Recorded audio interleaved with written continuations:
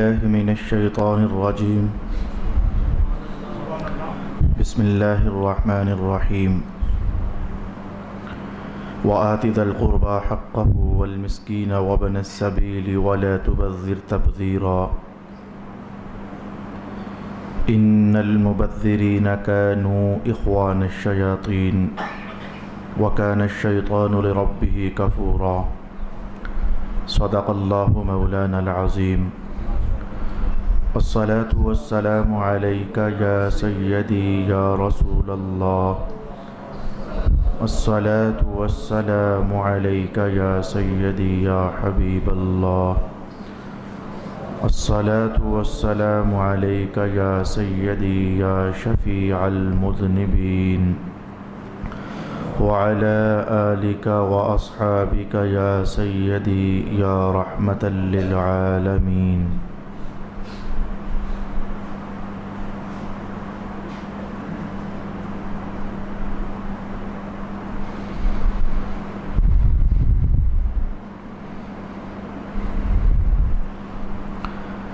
اور رشتہ داروں اور مسکینوں اور مسافروں کا حق ان کو دیتے رہو،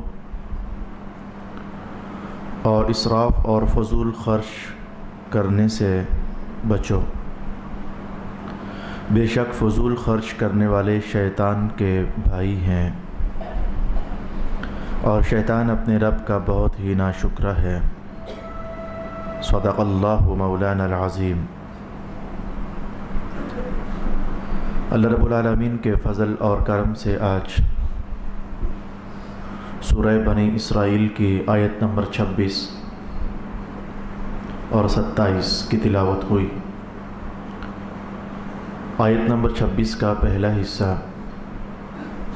اللہ کی توفیق سے ہم نے کافی ساری تفصیل کے ساتھ سمجھا اور سیکھا، جس میں رشتہ داروں کے حقوق کے متعلق قرآن حکیم نے آواز اٹھائی تھی، تو پھر درجہ بدرجہ تمام تر رشتہ دار، دادیوں نانیوں سمیت، چچوں تایوں سمیت، جس کا جو حق بنتا تھا اور میں غریب العلم شخص کے مطالعے میں آ سکا، آپ کے لیے میں نے بیان کیا۔ اسی آیت کے اندر دو احکام اور بھی ارشاد فرمائے گئے۔ حکم نمبر 2 یہ کہ والمسکین، اور مسکینوں کو بھی ان کا حق ادا کیا کرو، اور حکم نمبر 3 اسی آیت میں مسافروں کو بھی ان کا حق ادا کیا کرو، اور حکم نمبر 4 اسی آیت میں تبذیر نہ کیا کرو، فضول خرچی نہ کیا کرو۔ فضول خرچی کرنے والے تو شیطان کے بھائی ہوتے ہیں۔ اسی ترتیب کے ساتھ ہم ان احکام شریعت کو سیکھنے کا اہتمام کریں گے۔ جیسے رشتہ داروں کے حقوق تھے، تو مسکینوں کے حقوق کیا ہیں؟ ایک مسکین شخص ہے، غریب شخص ہے، اس کے حقوق کیا ہیں؟ کیا کریں ہم؟ تو اس کا حق ہم نے ادا کر دیا۔ نمبر 1 پر تو میں آپ سے کہوں گا کہ ہمارے مذہب شریف میں جتنی بھی مالی عبادات ہم پر لازم کی گئیں، انہیں ایمانداری سے نبھایا جائے۔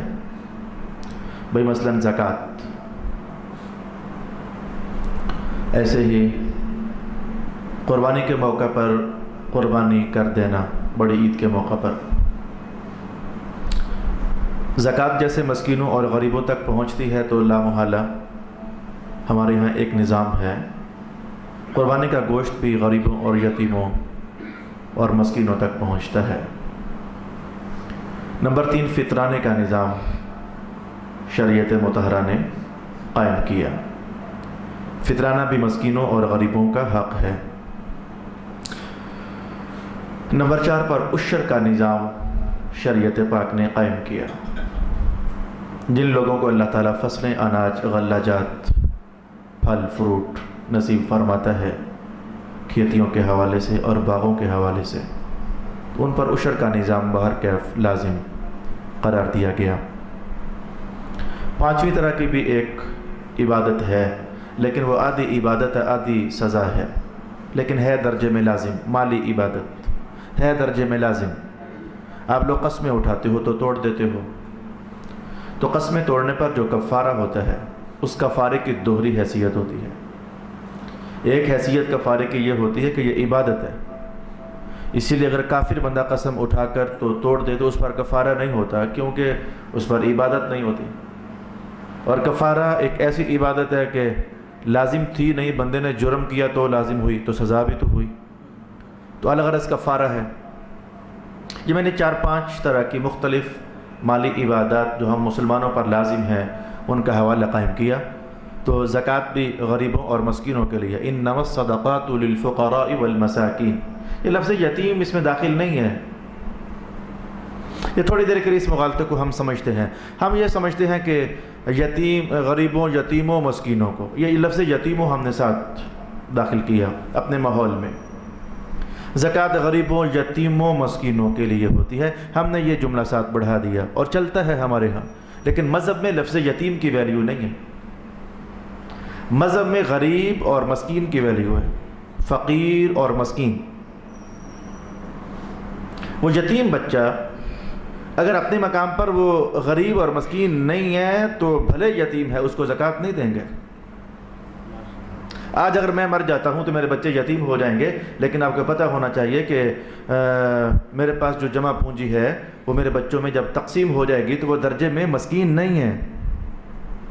ایسے ہی آپ لوگوں میں سے جو صاحب حیثیت قسم کے لوگ مر جائیں تو ان کی دولت بچوں میں تقسیم ہو جائے تو وہ بچے یتیم تو ہیں لیکن مسکین نہیں ہیں۔ اس لیے ہر یتیم زکوٰۃ کا حقدار نہیں ہوتا، اور جو مسکین ہوتا ہے وہ یتیم نہ بھی ہو۔ ویسے یہ جو جن کے پیرنٹس زندہ ہیں، بچے ہیں، غریب ہیں مسکین، بھلے یتیم نہیں ہیں۔ اس لیے رب کائنات نے جو ٹائٹل قائم کیا وہ یہ ہے انما الصدقات للفقراء والمساکین۔ یہ بیوہ ہونا بھی عنوان نہیں ہے۔ کتنی بیوائیں ایسی ہوتی ہیں جو لاکھوں پتی ہوتی ہیں، اس لیے جتنا قرآن نے کہا اتنا سمجھیں، جو مذہب کے اصول سمجھاتے ہیں اتنا سمجھیں۔ تو واپس آئیے، میں نے کہا یہ زکوٰۃ مسکینوں کا حق ہے، فطرانہ غریبوں اور مسکینوں کا حق ہے، کفارات غریبوں اور مسکینوں کا حق ہے، عشر غریبوں اور مسکینوں کا حق ہے، قربانی چلے کسی حد تک حق ہے۔ یہ جو میں نے یہاں کا جملہ بدلا ہے اس کی وجہ ہے، قربانی کسی حد تک یہ غریبوں اور مسکینوں کا حق بن جاتا ہے۔ تو رب کائنات نے ارشاد فرمایا وَآتِ ذَا الْقُرْبَى حَقَّهُ وَالْمِسْكِينَ، جیسے رشتہ داروں کو ان کا حق دینا ہوتا ہے تو مسکینوں کو بھی ان کا حق دینا ہوتا ہے۔ کتنے لوگ زکوٰۃ کے اندر بخل کرتے ہیں، فطرانہ باہر کے لوگ دے ہی دیتے ہیں، وہ سمجھتے ہیں کہ تھوڑا سا ہوتا ہے۔ 100 روپیہ کیا ایک معنی رکھتا ہے اور کیا حیثیت۔ عشر میں لوگوں کے ہاں غلطیاں پائی جاتی ہیں، شاید کئی جگہ پر پتہ بھی نہیں کہ عشر دینا ہوتا ہے، یا وہ پتہ ہے تو اتنا پتہ ہے کہ گندم کا عشر دینا ہوتا ہے، حالانکہ صرف گندم کا نہیں، دال اگے تو اس کا بھی عشر ہے، گندم اگے تو اس کا بھی عشر ہے، چنے اگے تو ان کا بھی عشر ہے۔ میں کہوں گا کہ آپ کے باغ میں تربوز پیدا ہو جائیں تو ان کا بھی عشر ہے، آپ نے انگوروں کا باغ لگایا تو ان کا بھی عشر ہے، آپ نے اناروں کے باغ لگا دیے تو ان کا بھی عشر ہے۔ یعنی جاننا چاہیے کہ عشر کا تعلق صرف گندم کے ساتھ نہیں ہے۔ یہ آج مجھے یہ جملے اس لیے بھی بولنے پڑ رہے ہیں کہ خاص کر کے جب گندم کی کٹائی کا زمانہ آتا ہے تو ہر طرف آواز آتی ہے وہ عشر دینا ہے تو کتنا دینا ہے، کس کو دینا ہے۔ میں کہتا ہوں کہ یہ آواز تو پورا سال چلتی رہنی چاہیے، اس لیے کہ اناج صرف گندم کے موقع پر ہی تو نہیں، کبھی دالیں اگ رہی ہیں، کبھی چنے اگ رہے ہیں، کبھی چاول پیدا ہو رہے ہیں، کبھی امرود لگ رہے ہیں، کبھی انار لگ رہے ہیں، تو رنگ برنگی اجناس جو اللہ تعالیٰ عطا فرماتا ہے یہ سارے کے سارے ان میں عشر ہوتا ہے۔ اپنے مغالطے ختم کرنے چاہیے۔ تو یہ سارے وہ حقوق ہیں جو رب کائنات نے مسکینوں کے نام فرما دیے۔ جملہ یہ تھا انما الصدقات للفقراء والمساکین، یہ جتنے بھی صدقات ہیں واجبہ یہ غریبوں کو دینے ہوتے ہیں اور مسکینوں کو دینے ہوتے ہیں۔ تھوڑا کو ٹٹول لینے میں کوئی حرج نہیں ہوتا کہ دیکھ لیا جائے کہ غریب اور مسکین کون سا ہوتا ہے۔ میں جو مشاہداتی چیزیں اور تجرباتی چیزیں اور خبروں میں جو بہت زیادہ قوی ترین بات ہو چکی ہے، یہ جو روڈوں پر پھرنے والے ہوتے ہیں یہ غریب نہیں ہوتے، ان کے باقاعدہ اڈے ہوتے ہیں۔ یہ معلومات کے بعد، خبر رسانی کے بعد آپ کو بتا رہا ہوں، یہ جو پل ہوتے ہیں یہ اڈے ہوتے ہیں، جو بس سٹاپ ہوتے ہیں یہ اڈے ہوتے ہیں، یہ باقاعدہ بکتے ہیں، ان فقیروں کے ہاں یہ اڈے بکتے ہیں اور باقاعدہ جہیز میں دیے جاتے ہیں یہ اڈے۔ بتا رہا ہوں کہ بھائی مغالطے میں نہ رہا کرو، ان کو دینے میں گناہ نہیں ہے، گناہ بھر کیف نہیں ہے، لیکن ان کو دینے سے کسی مسکین کا حق تو مر گیا نا۔ آپ زکوٰۃ دینا چاہتے تھے، آپ نے کہا چلو انہی کو دیتے ہیں، قریب ہیں، دے دیا، لیکن وہ جو حقدار نہیں تھا وہ لے اڑا، اور جو حقدار تھا بیچارہ وہ تلاش کرتا رہ گیا۔ ہاسپٹلس کے جو گیٹس ہوتے ہیں یہ ان کے اڈے ہوتے ہیں، جو ٹریفک کے سگنلز ہوتے ہیں یہ ان کے اڈے ہوتے ہیں، اور جب سگنل بلاک ہوگا فٹافٹ 10 12 15 آئیں بائیں دائیں سے۔ یہ غریب نہیں ہے، یہ کاروباری لوگ ہیں اور یہ پیشہ ور لوگ ہیں۔ مسکین آپ کے ارد گرد محلوں میں رہتے ہیں، مسکین غریب آپ کے رشتہ داروں میں رہتے ہیں، جو مارے غیرت کے آپ کو کہہ بھی نہیں سکتے، حالانکہ گھر میں ان کے بعض اوقات فاقہ چل چکا ہوتا ہے۔ تھوڑا سا پہچان کیا کریں، کوئی حرج والی بات نہیں ہے، تھوڑی سی انویسٹیگیشن کر لیا کریں، کوئی اس میں قباحت والی بات نہیں ہے۔ میرا پیسہ جہاں پہنچ رہا ہے اللہ ہے، اجر تو بھر کے دے ہی دے گا آپ کو، لیکن حق جس کا تھا اس کو پہنچانا۔ میرا آج کا ٹائٹل یہ ہے، جس کا حق بنتا ہے اس کو پہنچا دینا۔ انما الصدقات للفقراء والمساکین۔ ایک اور غلطی آپ لوگ کرتے ہو، میں آپ کو بتاؤں،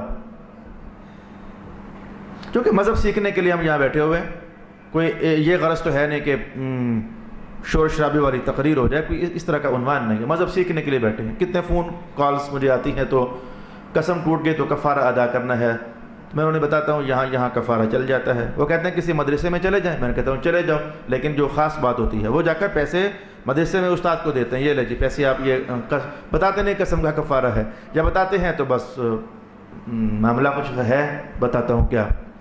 استاد کو بتائیں باقاعدہ، یا محتمم کو جا کر بتائیں حضرت یہ زکوٰۃ نہیں ہے،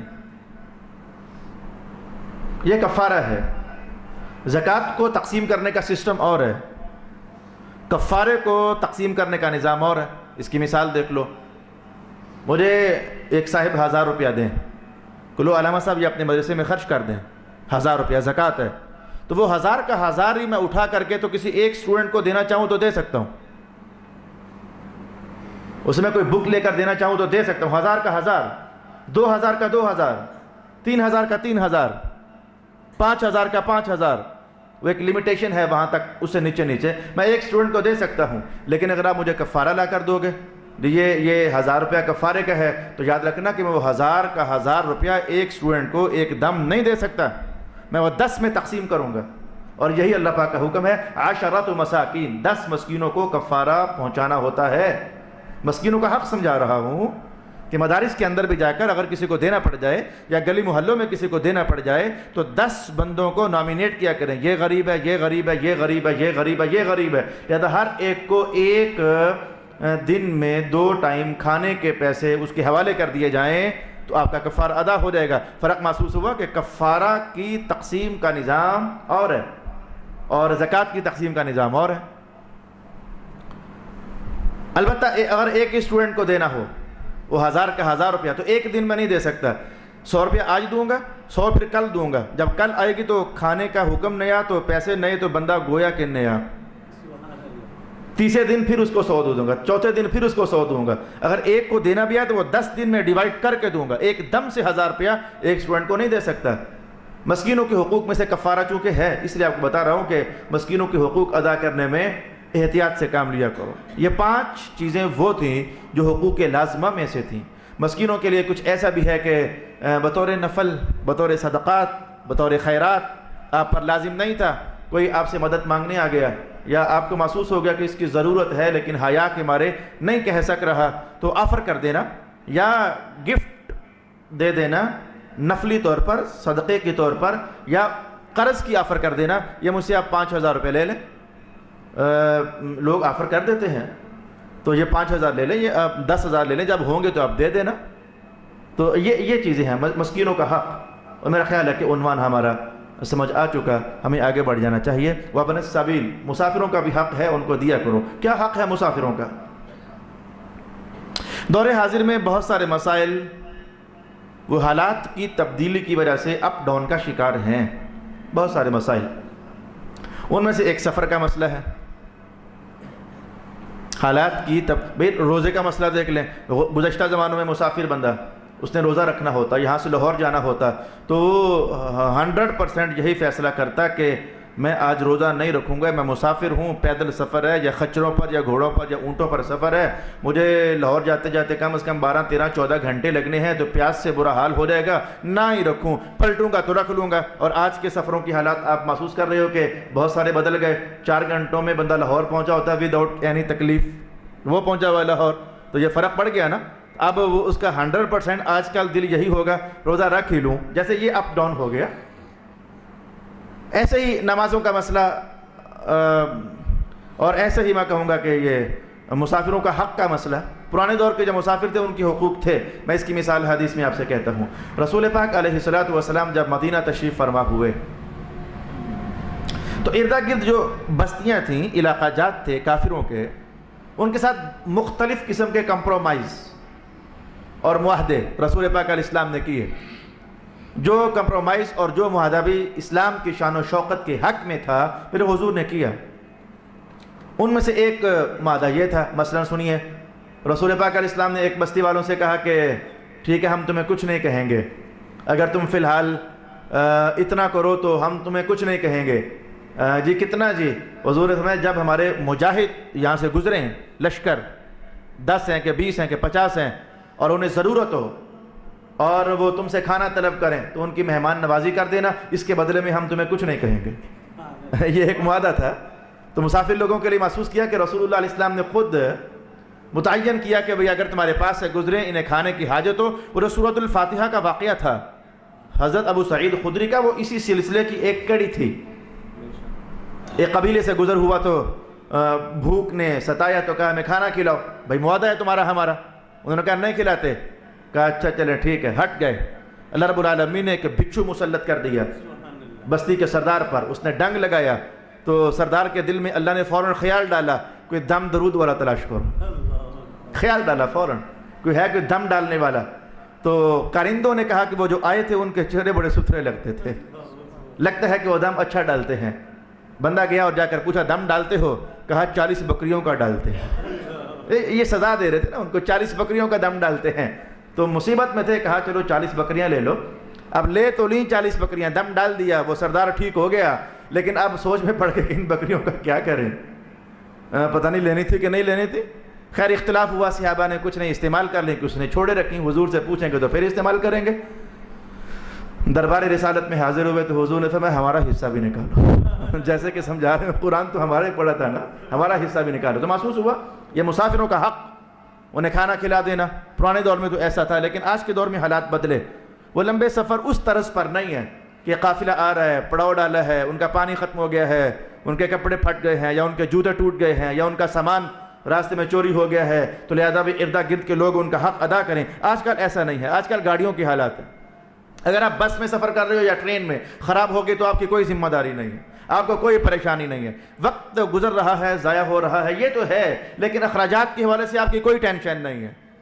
اچھا اگر آپ کی اپنی گاڑی ہے، اب آپ کو ٹینشن ہو سکتی ہے، گاڑی پنکچر ہو گئی، آپ کو معلوم نہیں کہ پنکچر لگانے والا کدھر ہے، گاڑی کا کوئی انجن کا فالٹ ہو گیا، مکینک کا راستہ آپ نہیں جانتے۔ ایسے میں ہم جو اس علاقے کے رہنے والے لوگ ہوتے ہیں، بعض اوقات گاڑیوں میں فیملیز ہوتی ہیں، تو ہم ان کو آفرز کرتے ہیں کہ آپ ایسا کریں کہ فیملی کو ہمارے گھر چھوڑ دیں، میں آپ کے ساتھ جاتا ہوں اور میں گاڑی تک مکینک تک آپ کو پہنچا آتا ہوں، میں آپ سے اتنا کر سکتا ہوں، کھانا آپ کو کھلا سکتا ہوں، اگر آپ کو تھوڑے بہت پیسوں کی ضرورت ہے تو میں چلے آپ کو پیسے بھی دے سکتا ہوں۔ آج کل حالات بالکل بدل گئے، لیکن کوئی مسافر کسی بھی کنڈیشن میں اگر تمہارے علاقے سے گزرے اور تمہیں پتہ چل جائے کہ یہ مشقت میں ہے، تو اس کی مشقت کو دور کرنے کا حتی الامکان اہتمام کر دینا، یہ وہ چیز ہے جسے قرآن نے کہا کہ مسافروں کا حق ادا کیا کرو۔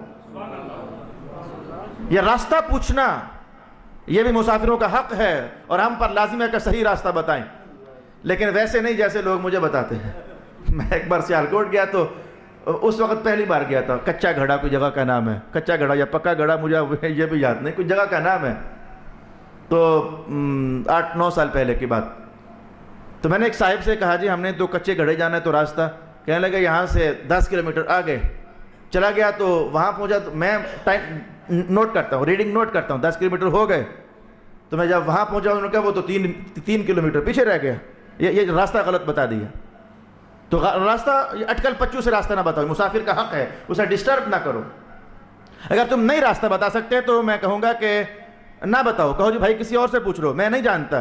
اگر بتانا ہے تو صحیح اسکیچ بنا کر کے، چلو 19-20 کے فرق کے ساتھ انہیں بتاؤ، لیکن صحیح اسکیچ بنا کر، بھائی صاحب آپ نے جانا ہے ادھر، راستے میں 2 چوک آئیں گے، پہلا چوک چھوڑ دینا، اگلے چوک پر پہنچنا، رائٹ ہو جانا، رائٹ ہو گئے تو 6 گلیاں ہوں گی، گلی نمبر 5 سے مڑ جانا، آگے دونوں طرف مکان ہے، لیفٹ سائڈ کا مکان جو ہے وہ مکان نمبر 7 ہے. یار کچھ اسکیچ بنا کر، تاکہ مسافر کو ڈسٹربنس نہ ہو. یہی بات تو ہمارا قرآن ہمیں سکھا رہا ہے، وابن السبیل، مسافروں کا حق ادا کرو. ہم نہیں جانتے کہ مسافروں کے یہ حقوق ہیں میرے بھائی، ہم نہیں جانتے. اور بھی حق ہے، بتاتا ہوں آپ کو. مسافروں کے حقوق ہیں، بتاتا ہوں آپ کو. مسافر کا بھی چھوٹے سفر کا ہوتا ہے اور مسافر کا بھی بڑے سفر کا ہوتا ہے. اور مسافروں کا حق ایک اور آپ کو بتاؤں. جو چلتے روڈز ہوتے ہیں، چلتی سڑکیں، شاہ راہ، آپ محسوس کر رہے ہو کہ وہاں کوئی رکاوٹ ہے، پتھر پڑے ہوئے ہیں، سنگریزے پڑے ہوئے ہیں، چلنے والوں کی گاڑیاں یہاں لگ سکتی ہیں، ڈسٹربنس ہو سکتی ہے، کوئی ایسا یا کوئی درخت گرا ہوا ہے یا کچھ بھی ایسا ہے، تو یہ راستوں کو صاف کر دینا. رسول اللہ علیہ السلام نے ایک موقع پر ارشاد فرمایا تھا، وہ جو ہے نا شخص، اللہ نے اسے جنت میں داخل کر دیا. وجہ یہ تھی کہ ایک درخت کی شاخ راستے میں جھکی ہوئی تھی، تو اس نے سوچا کہ مسافروں کو تنگی ہوگی، اس نے ہٹا دی، اللہ خوش ہوا تو اللہ نے جنت میں داخل کر دیا. یہ حدیث کے الفاظ ہیں. یعنی راستوں کو کلیئر کروانا. سیاستدانوں کو شرم آنی چاہیے. 8 مہینے روڈ بلاک، 10 مہینے روڈ بن رہے ہیں، قوم ہی کے نوکر اور خادم ہو کر کے تو قوم ہی کو ستا رہے ہیں. چلیں بس اتنا ہی کافی ہے. احساس اگر ہو جائے کسی کو تو قرآن حکیم صرف محراب نشینوں کا نہیں ہے، صرف جمعہ پڑھنے والوں کا نہیں ہے، سیاستدانوں کا بھی ہے، بڑوں کا بھی ہے، چھوٹوں کا بھی ہے. قرآن تو سب مسلمانوں کا ہے. سب سے کہا جا رہا ہے وابن السبیل. لگے ہاتھوں بات آئی ہے تو مجھے نہیں معلوم کہ آپ کے رولز ریگولیشنز کیا ہیں ریلوے والوں، لیکن اگر آپ وہ گاڑی ابھی جیلم ہے تو پہلے ہی پھاٹک بند کر دیتے ہو نا، تو آپ نے مسافروں کو تنگ کر دیا ہے. آدھا گھنٹہ تو میں نے خود کئی بار بھگتا ہے، مسافر کو تنگ کر دینا. میں لگے ہاتھوں ایک اور اشارہ کہوں گا. میں نے کہا دور حاضر میں مسائل پر مسائل پیدا ہو رہے ہیں. یہ رکشہ ڈرائیورز یا موٹر سائیکل والے، روڈ بلاک ہو جائے یا پھاٹک بند ہو جائے تو یہ جان بوجھ کر ڈبل لائن لگاتے ہیں، ٹرپل لائن لگاتے ہیں تاکہ ہم پہلے پہنچ جائیں. تم جانتے نہیں ہو کہ تم نے تو پھر میں نے یہ بھی دیکھا کہ پھاٹک کراس کرنے کے بعد وہی لوگ سلو چل رہے ہوتے ہیں. کوئی ایسی ایمرجنسی ان کو نہیں تھی، لیکن وہ ایک قومی مزاج، جلدی قومی مزاج، اس جلدی قومی مزاج کی وجہ سے وہ رش ڈال دیا. خود تو نکل گئے لیکن بیچارے بہت سارے باقی ایمرجنسیز والے تھے. تم نے ان مسافروں کو تنگ کر دیا. میں لگے ہاتھوں آپ کو یہ بھی اشارہ دوں گا، یہ غلط پارکنگ کی بنیاد پر بہت سارے مسافروں کو تکلیف ہوتی ہے. یہ سب لوگ اللہ کے حکم کو نافرمانی کے ساتھ توڑ رہے ہیں. رب کائنات نے کہا ابن السبیل، جو راستے کا پتر ہوتا ہے، یہ ایک اصطلاحی لفظ ہے، راستے کا پتر، بیٹا. ابن السبیل مانا تھا مسافر. تو مسافر بندے کو کسی طرح بھی تنگ نہ کرو. بازاروں میں چلے جاؤ، آپ کی جو تجاوزات ہوتے ہیں، دکان آپ کی یہاں ختم ہے لیکن 2 فٹ تک آپ بھی باہر نکلے، 2 فٹ تک ادھر سے بھی باہر نکلا. چلنے والے بیچارے دھکم پیل کا شکار ہیں اور مسلمانوں کا احساس مر گیا. ان کا قرآن کہہ رہا ہے یہ چلنے والے مسافر اللہ نے ان کا حق متعین کیا ہے، لیکن دکاندار ہاتھ پر ہاتھ رکھ کر بیٹھے ہوئے ہیں، تماشا دیکھ رہے ہیں، لیکن انہیں احساس نہیں ہے کہ ہماری وجہ سے مسلمان تنگی کا شکار ہیں، گزرنے والے تنگی کا شکار ہیں. اگر درخت کی شاخ ہٹا دینے والے کے لیے جنت ہو سکتی ہے تو مسلمانوں کا راستہ بلاک کرنے والے کے لیے. اب اگلا جملہ میں نہیں بولتا. ڈرو اللہ تعالیٰ سے. وہ دکان کا سامان باہر نکل جانے سے کچھ زیادہ بک نہیں جانا، اتنا ہی بکنا جتنا بکنا ہے. بتا دوں آپ کو. اور یہ گاڑیاں رکھنے کا شوق ہے تو اتنا حیا نہیں آتی ہے کہ پارکنگ کے گھر ہی سیکھ لو، 2-4 ہنر ہی سیکھ لو. گاڑی پارک کیسے کرتے ہیں،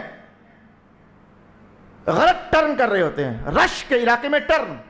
جملہ سخت ہے، آگے دفع ہو جاؤ، کھلی جگہ سے گاڑی ٹرن کر کے لو. تمہارے گاڑی ٹرن کرنے میں وہ کتنے مسلمان ڈسٹرب ہو چکے ہیں. اس ایک لفظ نے ہمارے لیے ماحولیاتی زندگی کے بہت سارے سہولت آمیز راستے ہمیں سمجھائے ہیں. ارشاد گرامی ہوا وابن السبیل، مسکینوں کا بھی حق ادا کرو اور مسافروں کا بھی حق ادا کرو. اس وقت تک میرے ذہن میں کچھ اتنا کو ماحولیاتی آلودگیوں کے حوالے سے آ چکا، میں نے آپ کو بتا دیا. ممکنہ کچھ اور بھی ہو، آپ خود بھی سمجھدار ہو. وہ ساری سمجھداری خطیب کے پاس نہیں ہوتی. آپ بھی بڑے سیانے ہو تو آپ بھی سوچ سکتے ہیں کہ وہ کون سا ایسا وے ہے جس کی وجہ سے ہم نے کچھ ایسا کیا کہ راہ چلتے مسافر ہماری وجہ سے تنگ ہو گئے. آپ خود بھی اس کا فیصلہ کر سکتے ہو. ارشاد گرامی وآت ذی القربى حقہ، یہ من جملہ ہم میں سے ہر شخص کہیں نہ کہیں ایسی نافرمانی کا شکار ہے کہ جس کی وجہ سے محرومیوں کا شکار ہے، نتیجہ تن وہ شخص محرومیوں اور بے برکتیوں کا شکار ہے۔ کوئی نہ کوئی خطا ہو چکی ہوتی ہے ہم سے کہیں نہ کہیں، کیونکہ ہم جان نہیں رہے ہوتے کہ یہ خطا ہے، ہمیں پتہ نہیں چل سک رہا ہوتا کہ یہ غلطی ہم کر رہے ہیں۔ اب تو غلطیاں عادت بن چکی ہیں، ایک ہوتا ہے غلطی، وہ تو کبھی کبھی ہوتی تھی نا، اب غلطیاں روٹین میں داخل ہیں، اب یہ غلطیاں عادت میں داخل ہو گئی، بلکہ مزاج میں داخل ہو گئی۔ اور اگر غلط پارکنگ والے کو تھوڑا سا سمجھا دیا جائے تو وہ گھور کر دیکھتا ہے کہ تجھے نہیں پتا گاڑی ہے میرے پاس، تجھے معلوم نہیں ہے میں گاڑی میں بیٹھا ہوا ہوں۔ اللہ اکبر، گاڑی میں بیٹھنے سے بندہ بڑا نہیں ہوتا، بندے کے ایٹیچیوڈ سے ہیں جو انہیں بڑا کر دیتے ہیں، ایٹیچیوڈ پر بندہ بڑا ہوتا ہے۔ یہ گاڑیوں میں بیٹھنے سے بندہ بڑا نہیں ہوتا، ذلیل بھی ہوتے ہیں گاڑی میں بیٹھنے والے۔ مسلم رویے ہیں جو بندے کو عظیم الشان بنا دیتے ہیں۔ وہ بندہ پیدل بھی چل رہا ہو نا تو وہ پیدل چلنے والے کے رویے ہیں جو گاڑی والوں سے بھی اللہ کے ہیں، وہ زیادہ اونچا کر دیتے ہیں اسے۔ وَلَا تُبَذِّرْ تَبْذِيرًا، وہ جو گھر سے آپ کے لیے عنوان لایا وہ تو یہ تھا آج۔ میرا خیال تھا کہ میں یہ 2 لفظ جلدی سے کہہ دوں گا تو پھر میں بھاگ جاؤں گا، تو پھر کہوں گا کہ وَلَا تُبَذِّرْ تَبْذِيرًا، آؤ اسے سیکھتے ہیں، تو لیکن ہمارا وقت بہت سارا وہ ابن السبیل پر اور مسکین پر گزر گیا۔ چلیں اچھا ہوا، کچھ باتیں ہم نے سمجھیں سیکھیں، اللہ پاک عمل کی بھی توفیق نصیب فرمائے۔ سبحان اللہ۔ رسول اللہ علیہ السلام کی اللہ تعالیٰ کی بہت ساری حکمتیں تھیں نا کہ 7 دن اکیلے نماز پڑھ لیا کرو بغیر تقریر کے، لیکن کوئی ایک دن تقریر والا ہونا چاہیے۔ اللہ تعالیٰ جانتا تھا کہ بھئی نہیں کچھ تو اصلاح نصیب ہو جائے، کچھ تو انہیں علم نصیب ہو جائے، ویسے تو چلو نہیں آتے، چلو جمعے پر آ جایا کریں۔ رسول اللہ علیہ السلام وہ جو خطبہ ارشاد کیا کرتے تھے، آج جو ہم خطبہ دیتے ہیں نا حضور کی سنت سمجھ کر، وہ ہوتا جو عربی والا ہوتا ہے۔ حضور کے زمانے میں ایک ہی خطبہ ہوتا تھا، یعنی ایک ہی اسپیچ ہوتی تھی جس کے درمیان تھوڑی دیر کے لیے بیٹھا جاتا تھا، تو وہی اسپیچ ہوتی تھی۔ وہ ہر جمعے کو حضور کوئی اور تعلیم جو دینی ہوتی تو ہر جمعے ایک ہی تعلیم نہیں چلتی تھی، ہر جمعے حضور اگلا لیسن، ہر جمعے پھر اگلا لیسن، اگلے جمعے پھر اگلا لیسن۔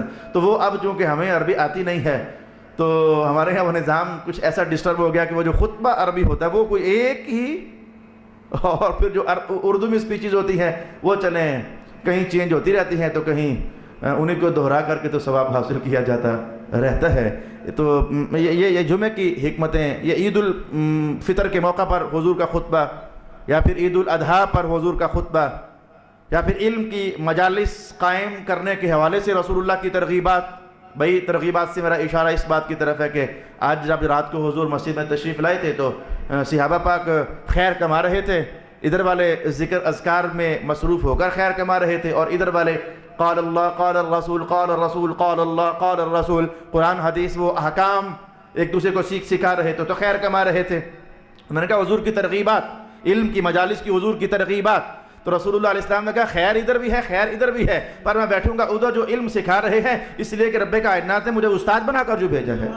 علم کی مجالس میں حاضری، اور پھر خاص کر کے جمعے کے موقع پر رسول اللہ علیہ السلام کا بہت بڑی ساری جزا یہ کہہ کر ارشاد فرمانا کہ جمعہ پڑھنے کے لیے آؤ تو ذرا اتنا وقت پر آ جایا کرو کہ خطیب کی باتیں سن سکو، واستمع ما قال، خطیب کی باتیں سن سکو، کچھ اتنا وقت پر آ جایا کرو، تو پھر ہوگا یہ کہ گھر سے لے کر مسجد تک جتنے قدم اٹھا کر آئے ہو تو اللہ تعالیٰ ہر قدم پر 1 سال کی نمازوں کا ثواب بھی دے گا اور 1 سال کے روزوں کا ثواب بھی عطا فرمائے گا۔ اور مولا علی قاری نے کہا تھا کہ یہ فضائل کے باب میں یہ حدیث عجیب و شان ہے فضائل پر مشتمل، لیکن حدیث حسن صحیح قوی الاسناد، یعنی عام طور پر وہ جو فضائل والی حدیث ہے وہ ذرا ضعیف ہوتی ہیں، قابل قبول ہوتی ہیں، لیکن وہ سند کے اعتبار سے ذرا ضعیف ہوتی ہیں، لیکن یہ عجیب الشان حدیث ہے۔ ہر قدم پر سال کے روزے بھی ہیں، سال کی نمازیں بھی ہیں، لیکن اس کی سند ضعیف نہیں ہے، بلکہ کہ قوی الاسناد و صحیح الاسناد۔ میں نے جان بوجھ کر کے تو 1-2 منٹ گزارنا چاہے، یہ جو ہے نا وَلَا تُبَذِّرْ تَبْذِيرًا، یہ ایسا عنوان تھا نہیں کہ میں تھوڑا کو اب کہتا اور تھوڑا کو اگلی نشست میں کہتا، یہ اس طرح کا عنوان تھا نہیں، یہ ایک ہی نشست مانگتا تھا، تو اس لیے میں نے 2-3-4 احادیث شریفہ اور آپ کی خدمت میں دہرائی کے ساتھ پیش کر دیں۔ اللہ تعالیٰ میرا اور آپ کا حامی و ناصر، و آخر دعوانا الحمدللہ رب